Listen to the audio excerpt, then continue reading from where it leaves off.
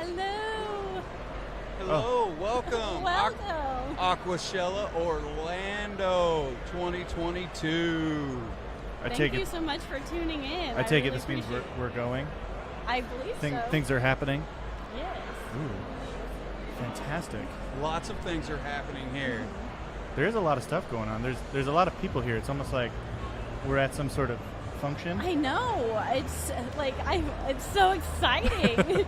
Everywhere you look, there's like just so much cool stuff to look at and people to see and talk to. I've only been to probably 3 of the booths, and I have already seen fish that I've never seen at a fish store. Like, there's a booth that has sturgeon, platinum red tails, xanthic fire eels, which are like gold fire eels. So, yeah, there's some cool stuff to see. And like I said, I've only been to about 3 booths. Yeah. Haven't even started yet. And we're going to talk to you the best we can today about how to improve your fish keeping skills. So if you pick up something at the show, maybe we'll give you some advice to help improve. Come find me. If you buy any fish and bring it to me and say, hey, what do I do? I will show you fish tanks. Yes. I will say you put it in there with some water. Mm-hmm. Can that be like tip number 1? Yes. If you don't Whatever you want it to be. If you don't have water, get water, and that's going to improve your fish keeping skills Yes. tremendously. But not any type of water will do. No. You're the science one. Why don't you explain more about? Well, I learned. I'm just going to really set you up, put you on the spot. Yeah. Well, see, let me tell you a story. I'm ready. Let me just grab a drink and sit on back. And by the way, I'm Kerri with Science Gal Aquatics. Oh yeah, and I'm Zach with SC Fish Keeping. That might be helpful. And I'm Jesse with Science Gal Aquatics. I was waiting for them to introduce themselves. Yeah, we get excited. We were just so ready. We were so raring to go. Yes, but going back to it, I started fish keeping when I was a little kid. And so I didn't know that you weren't supposed to just take the water out of the faucet and dump it right in your tank. But they put chlorine in that water that will kill your bacteria in your cycle. So if you are going to use the tap water, I suggest maybe putting it in a container and letting it kind of gas off for at least 20 minutes. I like to do a full day. Yeah, but it's I was going to say, I think I typically heard if you give it like 24 to 48 hours just sitting out like that, then you're going to get rid of all that kind of stuff and you can use it. Or there's also chemicals. Or I bet you here at Aquashella today, you could pick up one of many different dechlorinators. Yes. Shameless plug. Yes, sir. So I think everybody probably has that story of like where you started with fish keeping, and if we're talking about ways to improve your fish keeping, I think experience is probably going to be the number 1 like way to truly improve it. But that doesn't really help for people looking for like advice or tips. Is just wait it out, you'll get better. I would say if there is some time before you're between like a beginner and an expert, but that time in between, just have some patience. I think patience and don't rush into things. Like, it's really exciting to go to the store and see like that fish that you're like, oh my gosh, I just love it. But don't rush. Take your time. Learn some patience. Is really hard. But patience is good. I think that time span when you get experience, patience is really important. All right, so you said, I like the idea of for all this, starting with that, like the very early experience you have with keeping fish. So like, what was your first kind of setup that you remember, or like what made you get into it? Well, give us your baseline and then how you got here. My dad was the fish keeper, and we had one 30-gallon tank in the living room that we went to the fish store, and there's 3 kids, so we would each pick a fish and we'd bring it home and we'd stick it in that 30-gallon. And sometimes it wouldn't always work, and we didn't know why, but now that I'm a little bit, I've had fish, I can understand. You're a little wiser. And then once my parents let me have an aquarium in my room, I took advantage and put an aquarium. It was a 5-gallon.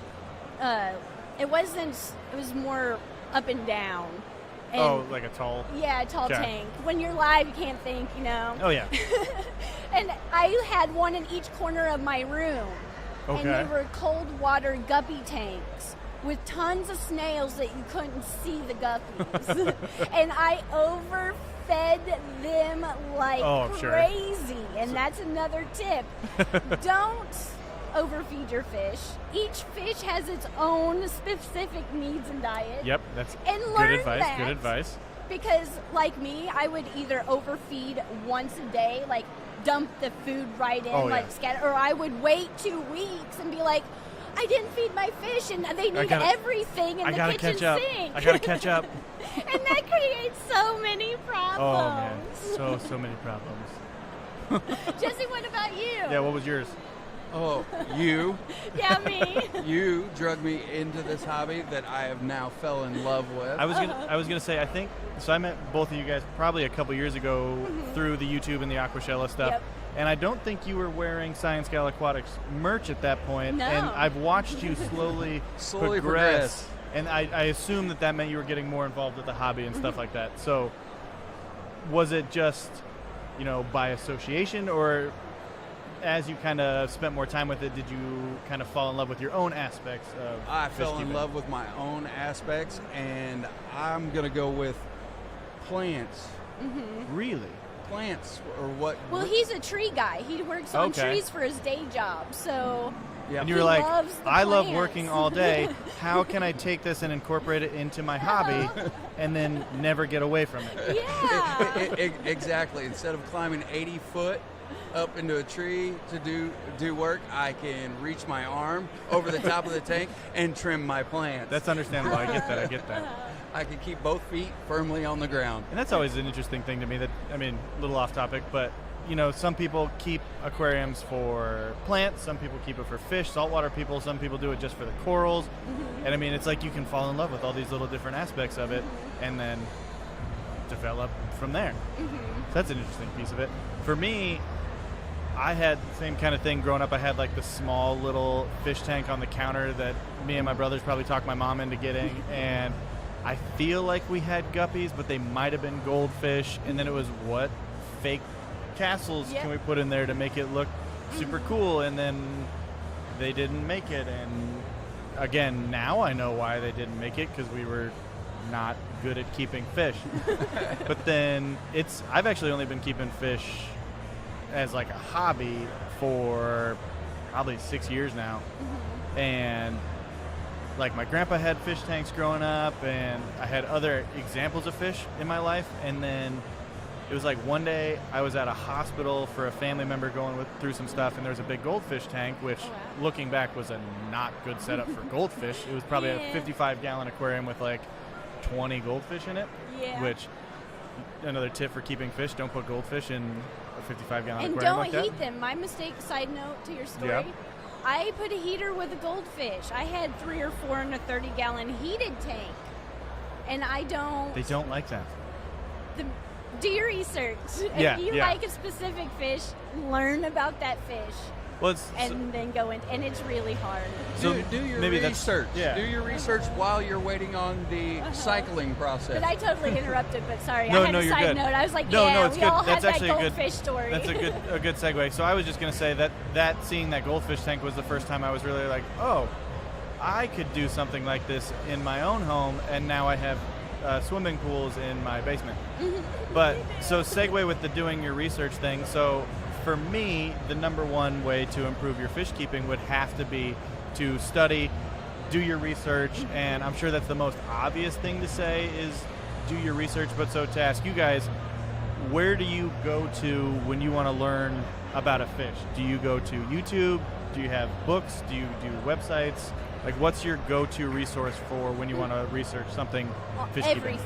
Everything? Everything I could possibly find. Videos. I'll talk to people. I like peer-reviewed scientific articles. Journals. But Journals. That's me.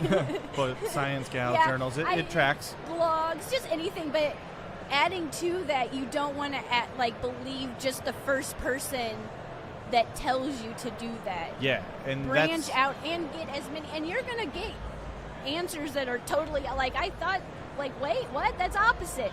But kind of cross them out and keep going until you get a good good idea. Yeah, and that's probably the number one warning that I could say when you do your research is don't just assume because this one website says to heat your goldfish tank, don't assume that that's right, because that, in this case, that's not right, but it also doesn't necessarily mean that that's the best information that you can get. So find multiple resources, like you were saying, is a good way to do it.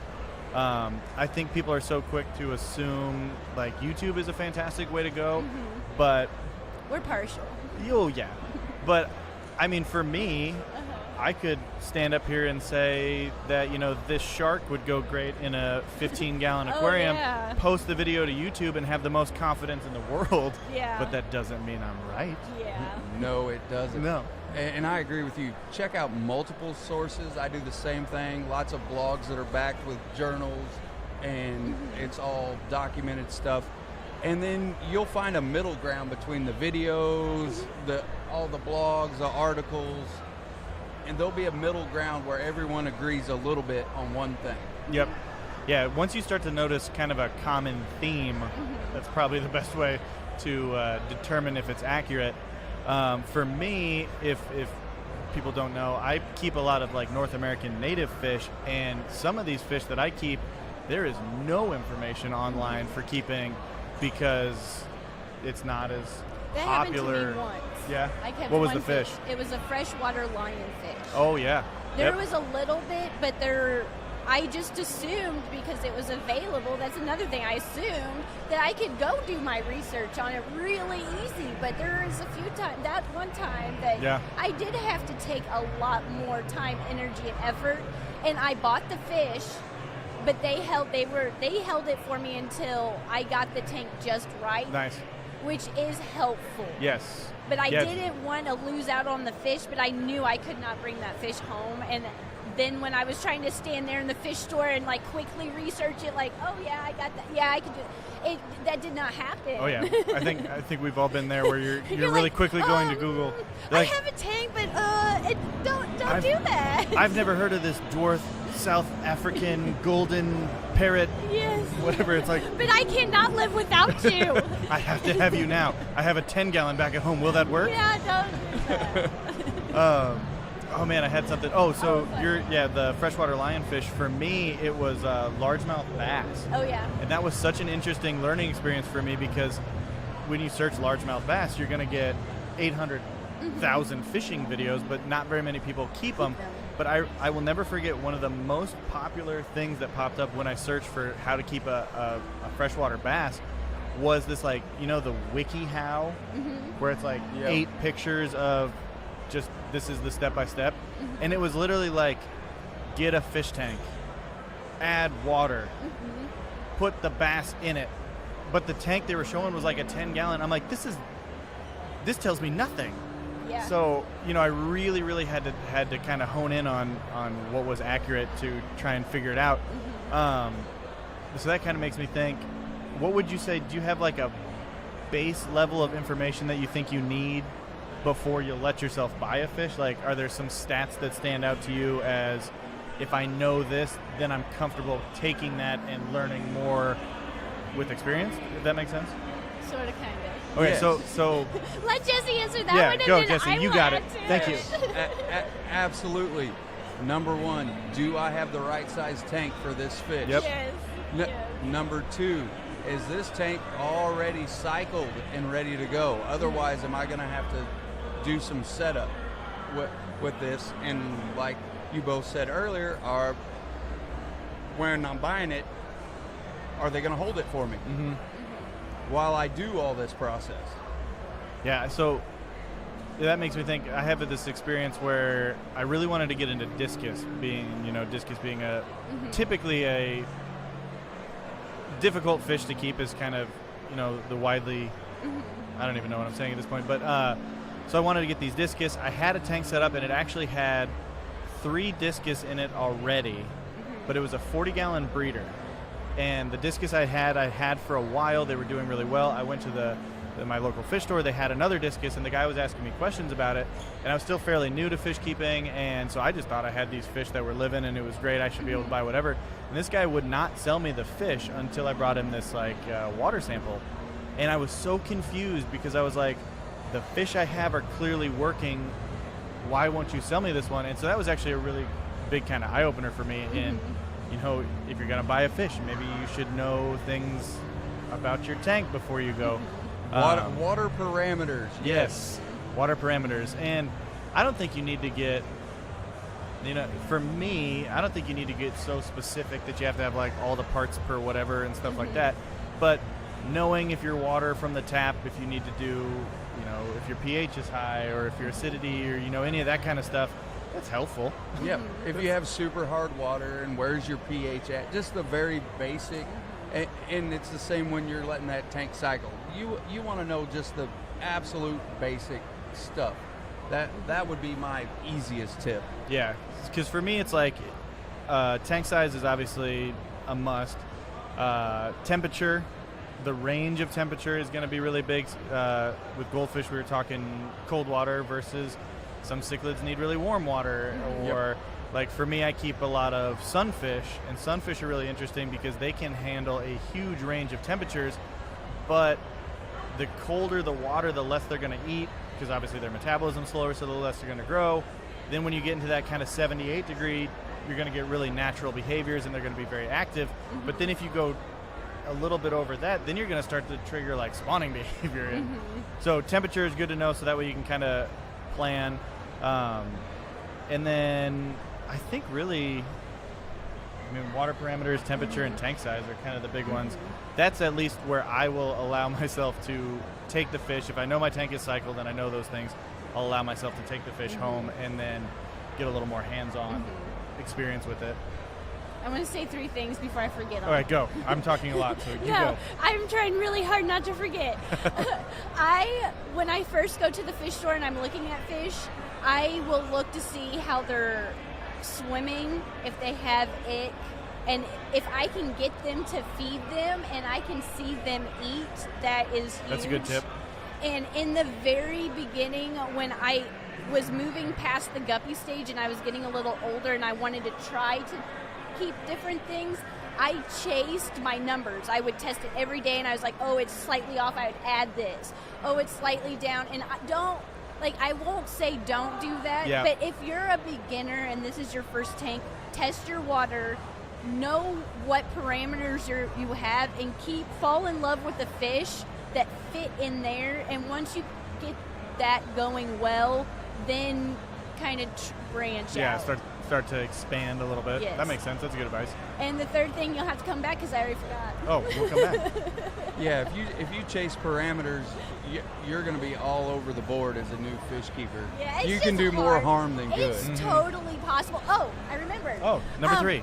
When I was first starting and I was acclimating my new fish, I brought them home and I would put them in the bag and float them, and I would scoop water all day long, and I would try to match everything I possibly could. But going back to your temperature thing, that's all I really pay attention to now, is making sure the temperature, because everything else, you don't need to acclimate to ammonia. Just get them out of, it's bad either way, whatever level it is. So the most important thing for me personally is, I'm like you, I try to match the temp. There's always exceptions, brackish, you have to do things. Salt water is a different beast. Mainly small live bears. We do have the silver arowana. Yep. But when it comes to acclimating, when I was new, I would try so hard, and I think I was making things worse by trying so hard. Yep. So I just float them, get them used to the temperature, 15, 20 minutes, and then go from there. Just get them out of that fish water. Get you a 5-gallon bucket will improve your fish keeping skills. The amount of 5-gallon buckets I have sitting around my house. I just thought of that. Yeah, have your clean ones, your dirty one. A 5-gallon. You can't have the one that's cracked, so that way you can take the rocks out of the tank and then forget that it's cracked, and then have just a wet carpet. Great advice. If you want to buy a fish keeper a present, a 5-gallon bucket and a fish net that's clean, you're set. Oh my gosh, I'm just thinking, if somebody gave me a 5-gallon bucket like on my birthday, I would smile. Yeah. It would be something good. My 20-year-old self will be like, what? Now that I love fish so much and have a fish room, I'd be like, you are family. going back to what you were saying though about not overwhelming yourself, I think for me that is the biggest piece of advice that I could give anybody trying to get better, wanting to add new tanks, new fish, is don't let yourself get overwhelmed, because there's so much information out there. You're going to have so many people telling you this is the absolute must-have to do it this way setup, and you can talk yourself out of so many different things. And I have seen so many, I won't out them, but I've seen so many different fish keepers have what they think is the best kind of log almost of tracking their parameters and temperature and just being so meticulous with every part of their aquarium, and then comparing it to myself where I don't worry about that as much. I know my parameters are good. I know that I can keep the fish that I have. And then the people that are so meticulous have ick, they have ammonia spikes, and they have all these problems where then I look at me and I'm like, I'm so relaxed with it, I don't have those problems. And so I don't really know if there's a correlation with just being so comfortable and like trusting yourself, but I just know for me that if I get so focused on the numbers and the specifics, then I'll talk myself out of even keeping the fish in the first place. And that's not fun for anybody. I'm the same way. You're a lot more eloquent when you say it. Oh, thank you. But when I was first started doing this and wanted to do it on my own, I over-cleaned, I overfed, I had my hands in that tank all the time, I had plastic decor, and I thought that environment, that ecosystem needed me to survive. No. And now that I'm False. older, and I felt life plans are terrific, and I know where I need the tank to be. I know if I have a problem, how to kind of solve it. But I can sit back and enjoy my tanks now, whereas before I was too busy documenting and trying to worry about all this that I was missing just sitting back and enjoying why I love fish tanks in the first place. Yeah, you could. So know where you need to be. So if you need to break the rules, you can. But step back a little bit, because nature has been doing this long before we have, and you can enjoy it. It's not stress. You're gonna have times where, there's some weeks that test you, that no matter what you touch, you're like, that test you. But if you don't have to make it so complicated like I did, and you can just take a step back, and like I said, life plans have single-handedly changed everything. Yeah. It's the less is more rule. Yes, and that's what I call it. Less is more. Yeah, I think the saying you have to have your hands in the tank is such a good piece of advice as well, because if you watch these people on YouTube, and again, not outing anybody, but if you watch these people on YouTube that have these pristine tanks where you're like, algae has never touched that tank, that's because they cleaned it right before they turned the camera on, and that was like kind of an eye-opening thing for me. And so on my channel, I'll film a tank that's got some algae on it or whatever. I'm like, this is how fish tanks really look. So if you see some algae, if your water looks a little, don't freak out. Yes. Just know that's part of it. It's nature. It is going to happen. You're trying to create an environment inside a little glass box. It's speaking live plants, when I learned that you can run an aquarium with no filtration and only live plants. It's true. That blew my mind, because I don't even know what I'm trying to say. When I went into the hobby, I saw the top thin 55-gallon aquarium kits, and I'm like, you have to have this plastic lid. You have to have this little spot where you can open it and put your fish food in. The filter has to have 3 different kinds of media, all that kind of stuff. And then I started seeing these people that were like, you don't need any of that. Nope. I thought you had to have surface agitation to oxygenate the water, which you do in some situations, but if you have enough live plants, your tanks are sitting there silently. It's true, because those are my thriving. most beautiful tanks. Yep. They're not heavily stocked, and they are low bioload fish, but it's a heavily planted 10-gallon tank. And I'm not going to lie to you, the filter broke, and I just didn't get around to fixing it. And as time went by, it's the most crystal clear tank. in my whole fish room. Yeah. See, and I think we're a good kind of balance here because I do low water changes. I don't do heavy water changes, but I do like a 10 to 20% water change once a week on it. See, but if I need, there's some weeks where I'm going to be honest, I do miss it, but it's heavily planted. Oh, and that's another thing with water changes is, do you have like a set amount of time that you go with water changes? Because I know people that are like every 3 days. Yes, I've gone through different beliefs when it comes to water changing. When I first started, I just knew because my dad said water change, and I didn't have a single clue why. Not a single clue. That's just what I did.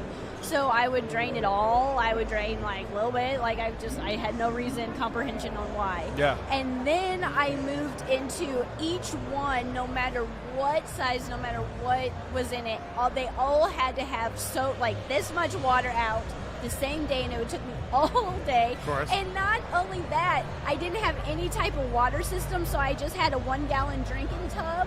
Oh. And I would fill it up 1 gallon at a time, and I had a lot of tanks. So I would put on the live chats on YouTube, and I would just water change all day. There you go. And now it really depends. Each tank is its own tank. So I have a 55-gallon guppy tank that's heavily planted. I don't have to water change that as often as something that's maybe a little bit smaller volume that's heavily stocked and not so many plants. It really just depends on the tank. I don't treat it, they're not all one. Yeah. You can have 2 tanks set up identical and they're going to work differently, even running. So my relationship with water changes is different. And with the plants, I water change, and instead of thinking I have to get everything out, I water change to reoxygenate the water for the plants, or have a little bit of let the guppies play in the water. I have a different relation. I don't treat it as a chore of something that has to be done right then. And I look at the tank and see what's going on, and it's a fun time. I see so many people that have the calendars and the schedules and stuff like that, and that was me for a while. There's nothing wrong with that if that works for you, but just remember, I think saying that, I keep trying to think let's take all our rambling and let's try and put it in a nice little bullet point, which I think is working great. But just don't panic if you miss a day on water changes, and I think the idea of treating every tank as its own thing versus trying to come up with this perfect system. I mean, if you're not a fish store that is trying to sell fish, I mean, you don't have to necessarily have that same system unless it works for you. But so I was going to say, with by comparison, you guys keep a lot of the smaller stuff with the live plants. I have 3-foot-long catfish that I can't exactly keep that with. And so I can't do the live plants and stuff like that. So I guess my other tip for improving your fish keeping is it doesn't have to always be pretty. For me, I have a 600-gallon swimming pool that has these catfish in it, and I built a filter out of a trash can, PVC, and a 5-gallon bucket. And I worked with it and I workshopped it, and I found ways that it works for me, and that's my cleanest setup right now, is because it moves a lot of water through this filter, and I built this massive filter for like $100. Yeah. Where if you tried to buy that from a fish store, it's going to be way more than that. This is completely unrelated, but kind of related. I'm not like a pack rat when it comes to like my living area, but my fish room, if I see you like taking something away, because I save everything. Oh, yeah. So because you never know if you need to tweak a filter or build one like you did.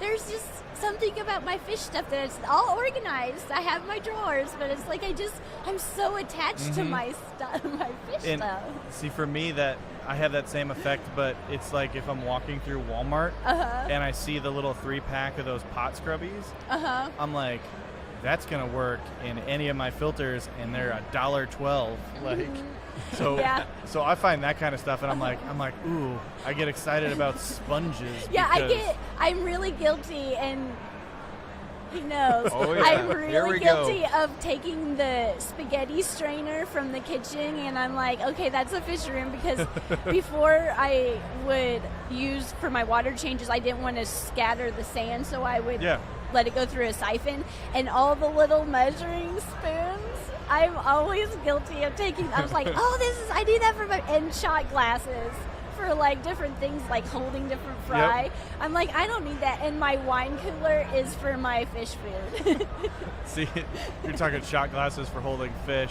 I have igloo coolers like in my garage, and that's my, hey, if I really need to hold this fish for a minute, I need this 4-foot long cooler. I need a transportation tank. Hang on, let me go get my 75 igloo. Yeah, I exactly. think everything I see, I'm thinking fish room. Like, I have stuff that I use to hold like materials that other people call their biggest aquariums. Like I have a 20-gallon aquarium right now that just has gravel in it. Yeah. And I'm like, yeah, you know, I'm going to use that at some point. So I get that pack rat material. So the point there is take advantage of the things that you have, because you'll never know what can be useful in your hobby. And I take it like, be creative a little bit. Sometimes like cheapest isn't always best. There's some things that you get what you pay for, and splurging a little bit is a good idea on certain things.